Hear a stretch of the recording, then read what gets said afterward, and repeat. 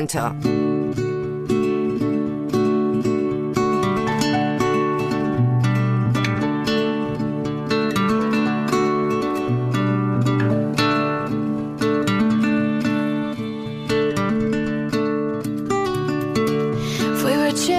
I would bake you a mud pie, warm and brown beneath the sun. Never learned to climb a tree, but I would try, just to show you what I'd done. Oh, what I wouldn't do if I had you, babe, I had you. Oh, what I wouldn't do if I had you, babe. Vera Estupiñán y Javier San Pedro, ¡feliz año!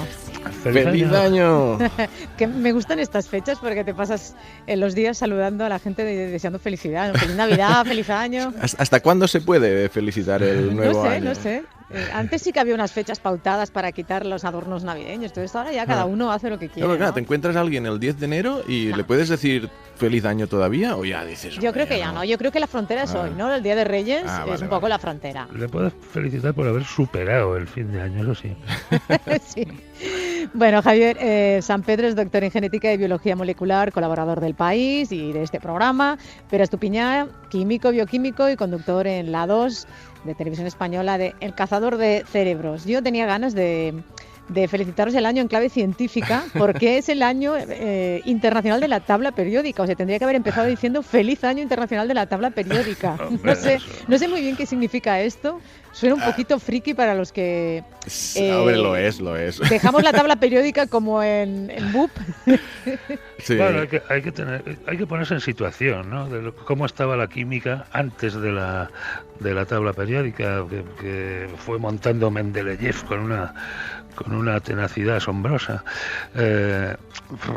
Había elementos de distintas masas, con distintas propiedades químicas, era como un zoológico, ¿no? Uh-huh. Como volvería a pasar luego en el siglo XX con las partículas subatómicas, pues ocurrió con los elementos químicos. Y hay que ponerse en aquella situación para ver la inmensa unificación que supuso la tabla periódica, al ordenar los elementos por cada uno con un protón más que el anterior, en las líneas horizontales, y con unas propiedades químicas que vienen definidas por las columnas verticales, porque dependen del número y las propiedades de los electrones de su capa más externa. Fue una unificación tremenda que efectivamente, como hemos estudiado en el colegio, además solía estar colgada en la pared, ¿no? La tabla periódica, pues no hemos sabido apreciar, nuestra generación no ha sabido apreciar esto. Bueno, no hemos sabido apreciar ni la tabla ni la química en general. Yo me la sabía. Fatal, es que ahora lo he explicado muy bien, Javier. Sí. Me has ilustrado de qué es exactamente la tabla periódica, porque yo la estudiaba de memoria y no sabía muy bien por qué hacía. Sí, eso era tremendo, ¿no? Había según qué profesores, pero sí te hacían entender la cruz del hierro. Entonces tenías que decir la columna vertical de lo que había al lado del hierro y toda la fila horizontal de lo que había.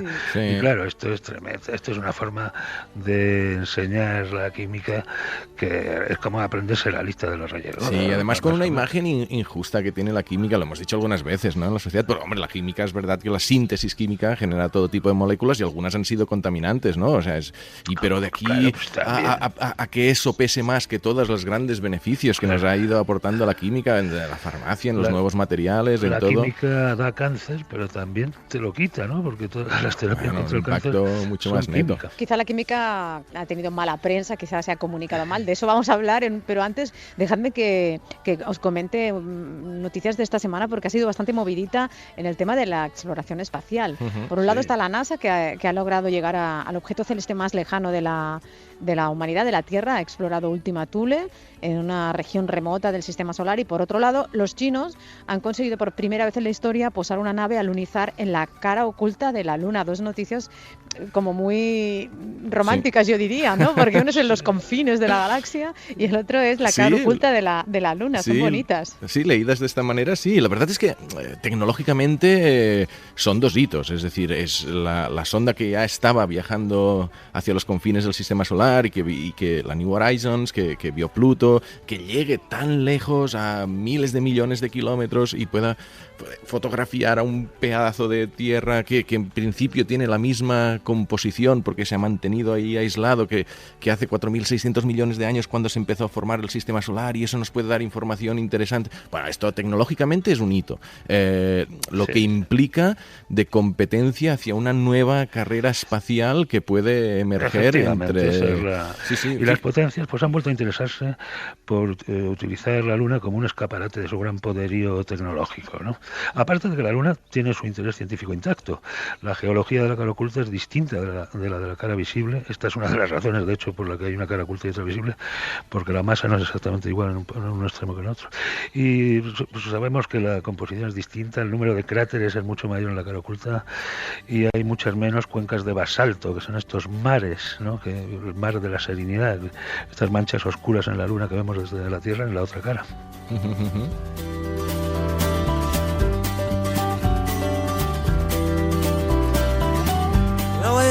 Estábamos hablando al principio de la mala prensa que tiene la química en este año internacional de la tabla periódica. Estábamos hablando también de estos descubrimientos espaciales que muchas veces se venden de una manera espectacular para que entremos en la noticia y luego pues esa expectativa pues se ve un poco frustrada por, no sé, la foto, por ejemplo, que veíamos del Ultima Thules, el último confín de la galaxia, pues era un poco decepcionante, ¿no? Decías, esto no entiendo mucho qué valor tiene, qué gracia tiene, esta especie de muñeco de nieve, no sé, cuesta mucho. Yo creo que es muy buen ejemplo, muy buen punto de partida para el tema que proponéis esta semana, ¿no? El tema de divulgar la ciencia. No sé qué es lo más complicado a vosotros. Este es el tema que peor se me da de todos los que he tocado en mi vida. Me han invitado muchas veces a dar charlas en las universidades sobre divulgar. Pues aquí divulgas muy bien, te digo, ¿eh? Sí, pero no tengo nada que decir. No tengo ninguna teoría sobre la divulgación. Claro. Ostras, qué bueno, pues no lo habíamos comentado, pero a mí me pasa igual. Bueno, por eso, qué decir sobre eso. Pues mira, por eso vamos a pedir ayuda a Pampa García, que es física, exacto, es periodista, ha colaborado en medios como El Mundo, QO, la revista Muy Interesante, ahora está trabajando como redactora jefa de la agencia SINC, la primera agencia de ámbito estatal especializada en información científica. Buenos días, Pampa, ¿qué tal? Buenos días, aquí estoy muy bien, muy a gusto con vosotros. Siempre comentamos esas noticias que llegan a las portadas de los periódicos, que nos hacen entrar a leerlas con avidez, pero luego no siempre cumplen las expectativas, quizá porque nos las cuentan mal, Pampa. Pues yo no sé si es porque nos las cuentan mal. La parte fascinante de la exploración espacial a mí me parece que es algo a explotar. O sea, no creo yo que ahí haya un error en la manera de narrar las historias de ciencia. Es que precisamente todas esas cosas que fascinan, que atraen, que conmueven, pues los que hacemos información sobre ciencia tenemos yo creo que la obligación de explotarlo, ¿no? A mí eso no me parece que sea un fallo. Luego es verdad que muchas veces pues es decepcionante porque aparte de esa fascinación inicial y del interés que suscita al principio, para enterarte de mucho más hay que clavar codos, hay que sentarse y concentrarse en lo que uno está leyendo, porque muchas veces este tipo de noticias no son tan fáciles de asimilar, hay que hacer una lectura comprensiva y es una cosa que nos cuesta un montón de trabajo y eso lo sabemos muy bien los que hacemos periodismo de ciencia. Sí, quizás lo que pasa con las noticias científicas es que muchas veces se presentan de manera aislada y la ciencia en realidad es como ostras, una historia, ¿no? De la exploración del universo, es decir, falta a veces el contexto, ¿no? O sea, ¿qué implica o qué significa descubrir ese objeto lejano? O sea, las noticias científicas o cosas de genética o sea, es de salud. Ves este estudio que ha salido en ratones. Vale, pero ¿cómo está el...? También hay mucha fake news en la ciencia, ¿no? El otro día circulaba por internet la noticia, que finalmente se demostró que era un bulo, ¿no? Una noticia que a la momia del faraón Ramsés II, muerto hace más de 3.000 años, le hicieron un pasaporte a principios de los 70, parece que fue en el 74, para poder trasladarlo de Egipto a Francia. aunque de verdad el traslado fue real, esa noticia era real, lo que no es real es el montaje del pasaporte con la foto de la momia. Foto de la momia. Es muy bueno, realmente es muy gracioso, pero... Sí. No hay un sistema policial para evitar el fraude científico. El proceso de revisión de las revistas científicas no pretende detectar fraudes, no está habilitado para eso, sino corregir sesgos conceptuales, pedir experimentos adicionales, Claro. considerar una discusión de las alternativas. Eso es el proceso de revisión. Lo demás se basa en la buena fe. Si un experto te la quiere colar, como aquel veterinario coreano Wang Wusuk, que era un experto en clonación de animales, si te la quiere colar, te la cuela, y eso fue lo que pasó con ¿no? Se la coló a Science 2 veces, y detrás de Science fuimos toda la prensa mundial, ¿no? Aquí es interesante, y quizás Pampa también nos puede... Ella tiene un papel importante como editora de una agencia de noticias científicas muy relevante en España, ¿no? De si, además de informar, la ciencia debería... como en principio es una fuente de información muy sólida, muy contrastada, luchar un poco contra las fake news también, ¿no? Pues yo creo que hay una cosa que debemos empezar a hablar, y además hablarlo muy conscientemente, que es como algunos medios o incluso propagadores de bulos, directamente gente que se dedica a propagar bulos, está intentando utilizar argumentos científicos para justificar creencias populares tanto sexistas como racistas y supremacistas. Y a mí esto es casi lo que más me preocupa, porque al final, bueno, efectivamente lo que tú contabas, Lourdes, el tema de la foto del faraón, al final es una anécdota. Está mal que se propague una idea falsa, pero no llega mucho más allá, en mi opinión. Sin embargo, leemos hace poco, me acuerdo de una de las noticias así que se extendieron bastante en titulares en el año 2018, fue según un estudio somos cada vez más tontos, por ejemplo. Aquello era una noticia sacada de un paper publicado en PNAS, en una revista científica de alto impacto. Era un estudio que se había hecho, creo que era en Suecia o en Noruega, no me acuerdo exactamente del país, en el que se hacía un repaso de la evolución del cociente intelectual a lo largo de los últimos años. Primero, el cociente intelectual es una medida que está muy, muy cuestionada. Aún así, es cierto que durante el siglo XX aumentó muchos puntos en países donde ha habido un desarrollo en cuestiones de salud alimentaria, de educación pública, de sanidad, etcétera. Pues es lógico, claro. Cada vez la gente tiene más capacidad de aprender porque tiene mejores condiciones de vida. Pero llega un momento en que se estanca. Sin embargo, este tipo de estudios fueron utilizados sobre todo por medios conservadores estadounidenses para decir es por culpa de la inmigración. Y entonces tú pones cualquier cosa después de la expresión según un estudio, y todo cuela. Y te lo cuelan, claro. Es importante que los periodistas de ciencia estemos atentos a este tipo de usos, ¿no? del según un estudio. Y atentos también a cómo se venden las noticias. Ahora, siguiendo un poco el hilo de lo que estabas comentando, ¿no? Está también el otro famoso término que últimamente utilizamos mucho los periodistas, divulgadores, etcétera, el clickbait, ¿no? Esa especie de anzuelo, titular anzuelo, para que lo abras la noticia, vayas a la noticia, cuente cómo que... Por ejemplo... cómo se ha visitado. Las 10 cosas que nunca debes comer un martes por la mañana. Exacto, por ejemplo, no, pero según la ciencia. Según un estudio. Nos informan que han encontrado, yo qué sé, agua en Marte o nuevas partes del organismo humano, que entonces, claro, ahí dices, acaban de descubrir como un nuevo órgano dentro del ser humano y tal, y luego seguro que eso bien explicado con letra pequeña, pues no es tan espectacular o no de esa manera que te lo cuentan, ¿no? Sí, la ciencia también te toca venderse un poco. Claro. Y es verdad que a veces hay titulares que pueden ser un poquito más exagerados de lo que en realidad merecen. Yo ahora lo del clickbait afecta a todo el periodismo en general, es que y el punto absurdo está llegando a unos extremos que dices, y mira, y redes sociales y a ver quién la dice más grande, ¿no? Y a ver quién es más original, quién es más simpático. Pero cómo no, si es que queremos que nos lean y estamos compitiendo en los medios digitales con noticias que venden a veces mucho más, y en las que, bueno, pues no hay por qué tener tantísimo cuidado o pues en esas secciones no se tiene tanto en cuenta el súper rigor con el que nosotros queremos informar como periodistas de ciencia, ¿no? Entonces es una competición un poco desigual. Entonces, un poco en defensa, no en defensa del clickbait en absoluto, pero en defensa de la seducción, es que tenemos que titular seducir. las informaciones. Claro, hay que titular seduciendo. Lea esto. Yo incluso diría, es que, a ver, los que nos dedicamos a esto es que nos encanta, ¿sabes? Y realmente yo os lo digo convencido, o sea, la principal fuente de información actual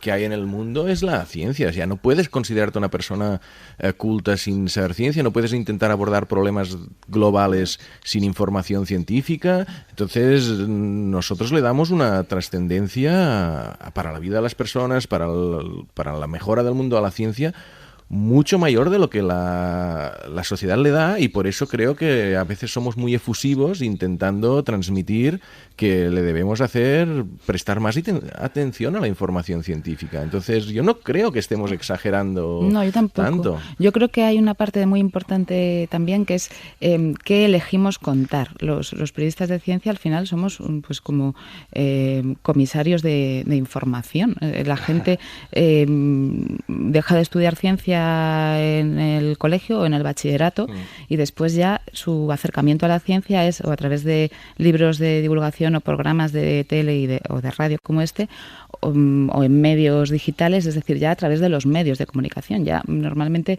no hay un estudio de ciencia o un interés específico que a la gente le haga devorar ciencia como si devoran el cine o devoran música, ¿no? Es otro tipo de consumo. Entonces, los periodistas de ciencia estamos seleccionando, que a mí me parece una responsabilidad tremenda, Sí. seleccionando cada semana de lo que nos llega de las grandes revistas científicas y de las notas de prensa de centros de investigación y de universidades, seleccionamos qué queremos que llegue al público. Sí. Eso a mí hay veces eso que es cuando me tiemblan un poco las piernas. Realmente, ¿no? Es que y a ti, Javier, te tiembla también las piernas. Nuestro principal trabajo es no publicar el 99% de lo que sale, ¿no? Estamos tomando ahí una decisión muy importante, que es que 1% de la información científica que se produce a diario elegimos, como dice Pampa, propagar, ¿no?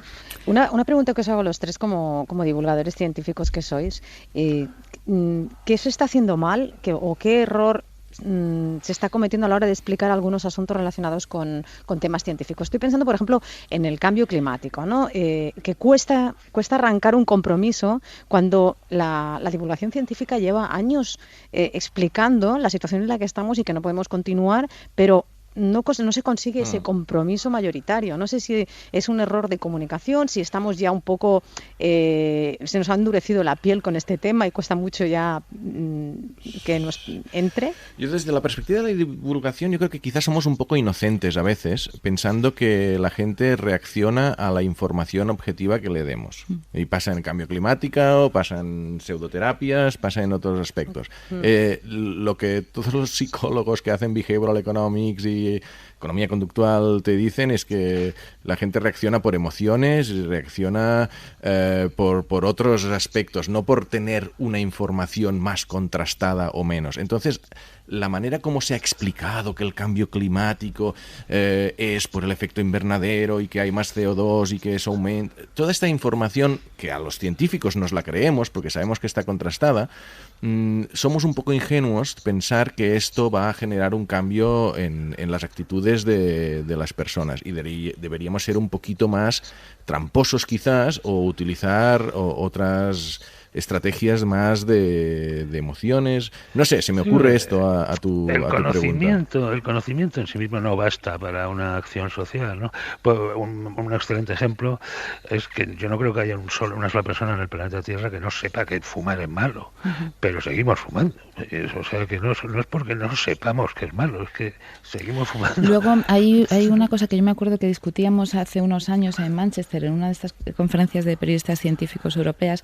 Entonces, periodistas británicos con muchos años de solera allí en su país decían que, según un análisis que habían hecho ellos, tenía mucho que ver el catastrofismo, o sea, como que la gente está anestesiada y que total, el cambio climático ya está aquí y qué más da porque ya no podemos hacer nada. Y que esa visión, o sea, yo no sé si la comparto o no, pero me la lanzo porque me pareció interesante, que esa visión catastrofista y además de machaque diario que le estamos contando al final al lector o al oyente todos los días lo mismo, que es como que el apocalipsis ya ha llegado, ya está aquí, así que total, ¿qué más te da a ti si no vas a poder hacer nada contra él, ¿no? Quizá ofrecer una información en la que se interpele a la sociedad a hacer algo para frenarlo, porque todavía se puede parar, porque todavía hay cosas que mejorar, porque poner una opción en positivo podría ser quizá mejor, y coincido completamente en que el tema del emocional es clave en este tipo de información. Da igual los datos que te den, porque te están pidiendo hacer un sacrificio al final. Claro. O sea, esto es una pérdida de privilegios. Sucede cada vez que nos cuentan una información en la que tenemos que hacer algo que nos fastidia, porque yo prefiero no tener que, yo qué sé, prefiero no reciclar, porque es un rollo, ¿no? Sí, o sea, no es verdad, prefiero reciclar. Los que hacen campañas de publicidad las ponen a prueba, ¿no? Y ven que los mensajes positivos funcionan mejor que los mensajes negativos. Es decir, si fumas te pasará esto, funciona peor que si comes sano te pasará esto positivo. Entonces, aplicaré un poco. Pues eso es una lección a aplicar en el tema de la divulgación de la ciencia, una asignatura muchas veces pendiente para vender mejor las cosas, como también en la educación, Pampa, en la educación también es una asignatura pendiente, esto de interesar o de venderla, como empezábamos hablando de vender la química mejor, por poner un ejemplo, vender la ciencia y la importancia que tiene la ciencia en el relato cotidiano de todos, ¿no? Pues una cosa, hablando de química, un reportaje que hemos publicado esta semana en SYNC tiene un dato muy curioso, que es que la tabla periódica más grande del mundo está en la fachada de la Universidad de Química de la Universidad de Murcia. Así que felicidades a dicho queda. No podía yo dejar de decir eso. Es marcar paquete, ¿no?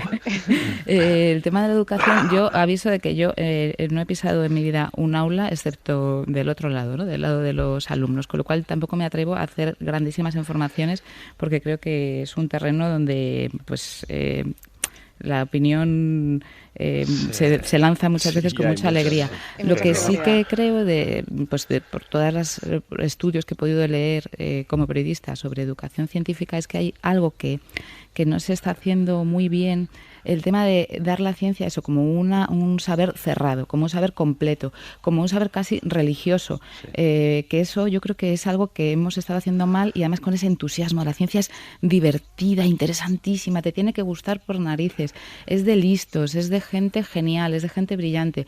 Creo que estaría muy bien que tomáramos conciencia de que debemos comunicar la ciencia como pues es una construcción que nos acerca al mejor conocimiento disponible de la realidad, en la mayor parte de los casos, que no hace falta ser especialmente brillante ni listo para entender la ciencia ni para interesarse por ella, y que además está en constante evolución, que es que no tiene la verdad absoluta, y eso es inherente a la propia ciencia. Muchas veces nos encontramos con ese tipo de opiniones, ¿no? Pues es que hace 10 años nos decían que no podías comer más de un huevo a la semana y ahora sí. Y entonces las sardinas eran malas y ahora son buenas. ¿Y por qué antes no se podía tomar café y ahora un café al día alarga la vida? Claro, y ese tipo de verdades absolutas desinforman sobre el propio proceso científico, que es algo que la gente no conoce. La gente no sabe lo que es un peer review, la gente no sabe lo que es una revisión por pares, no sabe cómo funciona el proceso científico, no sabe que son los propios investigadores los que se revisan unos a otros, que hay piques entre grupos de investigación, que hay intereses, que hay un mercado editorial de las grandes editoriales científicas. Todo eso a mí me parece apasionante, y contar el proceso creo que puede enseñarnos más sobre la propia ciencia que el propio resultado, ¿no? Muy bien expresado y totalmente tomamos que esto me lo diga Javier Sopamos, es que qué orgullo. No podemos ir a más. Pampa García, física, periodista, redactora jefa en la agencia SYNC. Muchas gracias por venir, ha sido un placer escucharte. Gracias a vosotros. Y Javier San Pedro, Pérez Estupiñán, un placer, y hasta la próxima, que me dejen estar con vosotros. Que sea pronto, que sea pronto. Exacto. Un beso, chao. Hasta luego.